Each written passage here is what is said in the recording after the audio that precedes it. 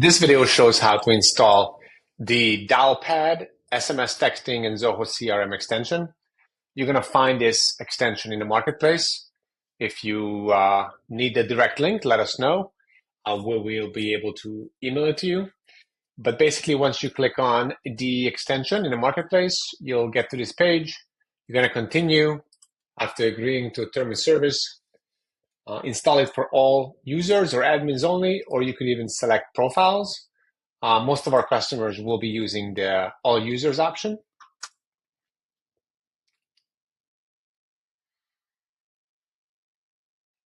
This could take a couple of seconds after you click prepare install.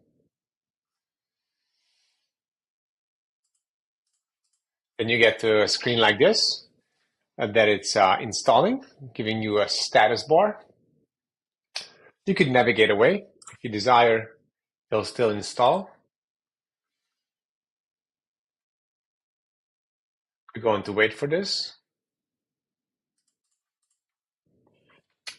When installed, you should see a screen like this. Now you're good to go. And the extension is installed. In the next video, we'll show you how to configure your account.